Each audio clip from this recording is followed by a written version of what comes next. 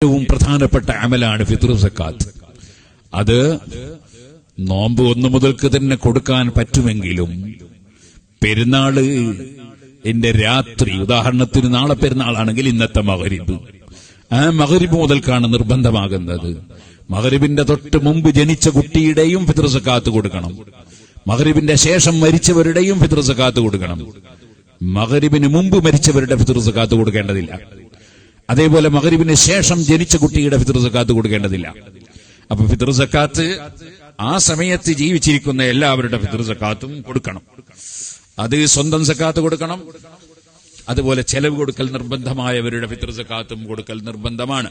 അപ്പൊ ഭാര്യയുടെ, ചെറിയ മക്കളുടെ ഒക്കെ ഫിത്ർ സക്കാത്ത് കൊടുക്കണം. അതുപോലെ ബാപ്പ ഉമ്മക്ക് ചെലവ് കൊടുക്കൽ നിർബന്ധമാകുമ്പോ അവരുടെ ഫിത്ർ സക്കാത്ത് കൊടുക്കണം. അങ്ങനെ ചെലവ് കൊടുക്കൽ നിർബന്ധമായവരുടെ ഫിത്ർ സക്കാത്ത് കൊടുക്കണം. ഞാൻ കൂടുതൽ വിശദീകരിക്കുന്നില്ല.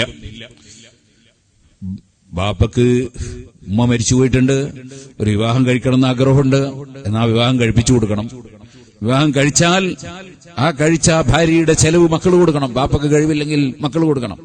പക്ഷെ അവരുടെ ഫിത്ർ സക്കാത്ത് കൊടുക്കേണ്ടതില്ല. അപ്പോൾ അത് വളരെ ഗൗരവമുള്ള വിഷയമാണ്. ചിലരുടെ ധാരണ ഭാര്യ മരിച്ചാൽ പിന്നെ ബാപ്പ ഒന്നും കെട്ടാൻ പാടില്ല, കെട്ടീന്റെ ബാപ്പയേറ്റ് ബാപ്പാനോട് തല്ലുണ്ടാക്കുന്ന ചില മക്കളുണ്ട്. യാതൊരു വിവരവുമില്ലാത്തവരാണ് അവർ. ഇരിക്കട്ടെ, ഞാൻ പറഞ്ഞത്, അപ്പോ ചെലവ് കൊടുക്കൽ നിർബന്ധമുള്ളവരുടെ ഫിത്ർ സക്കാത്തും കൊടുക്കണം. ഫിത്ർ സക്കാത്ത് കൊടുക്കൽ നിർബന്ധമില്ലാത്ത ആളുകളൊന്നും നമ്മുടെ നാട്ടിലുണ്ടാകാൻ സാധ്യതയില്ല. കാരണം അന്നത്തെ ഒരു രാത്രിയും പകലുമുള്ള ചെലവിന് ഭക്ഷണവും വസ്ത്രവും പാർപ്പിടവും ഒക്കെ കഴിച്ചിട്ട് ബാക്കിയില്ലാത്ത ആരാ ഇവിടെ ഉണ്ടാകുക? എല്ലാവരും കൊടുക്കണം എന്ന് തന്നെ പറയാം. എല്ലാവരും ഫിത്ർ സക്കാത്ത് കൊടുക്കണം. ഒരു സാഅ് അരിയാണ് കൊടുക്കേണ്ടത്. നല്ല അരി കൊടുക്കണം. ഏതെങ്കിലും വടക്കരിയല്ല കൊടുക്കേണ്ടത്, നല്ല അരിയാണ് കൊടുക്കേണ്ടത്. നമ്മൾ ലൻ തനാലുൽ ബിർറ ഹത്താ തുൻഫിഖൂ മിമ്മാ തുഹിബ്ബൂൻ, നമ്മൾ ഇഷ്ടപ്പെടുന്നതാണ് കൊടുക്കേണ്ടത്. അരി, ഗോതമ്പും കൊടുക്കാം. അപ്പോ ധാന്യം കൊടുക്കണം. അതിന് പൈസ കൊടുത്താൽ മതിയാവില്ല. നബി സല്ലല്ലാഹു അലൈഹി വസല്ലം ഫിത്ർ സക്കാത്ത് കൊടുക്കണം എന്ന് പറഞ്ഞ സ്ഥലത്ത് നിങ്ങൾ പൈസ കൊടുത്തോളി ഇതല്ല പറഞ്ഞത്. സാഅമിൻ തംറിൻ, കാരക്ക കൊടുക്കണം, ഈത്തപ്പഴം കൊടുക്കണം, കാരക്ക കൊടുക്കണം, അതുപോലെ അഖിത്ത് കൊടുക്കണം. ഭക്ഷണ സാധനമാണ് പറഞ്ഞത്. അതുകൊണ്ട് ഭക്ഷ്യസാധനമാണ് കൊടുക്കേണ്ടത്, പൈസ അല്ല. ഇമാം അബൂ ഹനീഫ റളിയല്ലാഹുവിന്റെ മദ്ഹബിൽ അങ്ങനെ പണം കൊടുത്താൽ മതി എന്നുണ്ട്.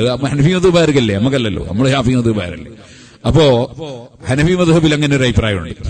അതേസമയത്ത് ആ ഹനഫി മദ്ഹബിലും നല്ലത് ഭക്ഷണം കൊടുക്കൽ തന്നെയാണ്. കാരണം 3 മദ്ഹബിനോട് യോജിച്ചുകൊണ്ടാണ് ഹനഫി മദ്ഹബിലും നല്ലത്. അതുകൊണ്ട് ഭക്ഷ്യവസ്തുവാണ് കൊടുക്കേണ്ടത്, പണമല്ല. ഇനി നമ്മൾ അങ്ങനെ ഫിത്ർ സക്കാത്ത് കൊടുക്കുമ്പോ അത് കൊടുക്കേണ്ട സമയം ഞാൻ പറഞ്ഞു, മഗ്രിബ് മുതൽക്ക് അതിന്റെ സമയമായി. ഏറ്റവും നല്ല സമയം സുബ്ഹിന്റെ ശേഷം, പെരുന്നാൾ നിസ്കരിക്കുന്നതിന് മുമ്പ്. അത് പെരുന്നാൾ നിസ്കാരത്തിന് ശേഷം നമ്മളൊരു കുടുംബത്തിൽപ്പെട്ട ആൾക്ക് കൊടുക്കാൻ വേണ്ടി തൽക്കാലം മാറ്റിവെച്ചു. അങ്ങനെയാണെങ്കിൽ അതിന് കുഴപ്പമില്ല. ഏതായിരുന്നാലും പെരുന്നാൾ ദിവസത്തിൽ ഇത് കൊടുത്ത് വീട്ടിൽ നിർബന്ധമാണ്. ഉച്ചക്ക് മുമ്പ് എന്തായിരുന്നാലും കൊടുക്കാൻ നോക്കണം. അന്നത്തെ ദിവസത്തിനപ്പുറത്തേക്ക് കൊണ്ടുപോകാതിരിക്കണം. അങ്ങനെ ഫിത്ർ സക്കാത്ത് നിർബന്ധമായ ഒരു അമലാണ്. അത് നമ്മളെല്ലാവരും ചെയ്യണം.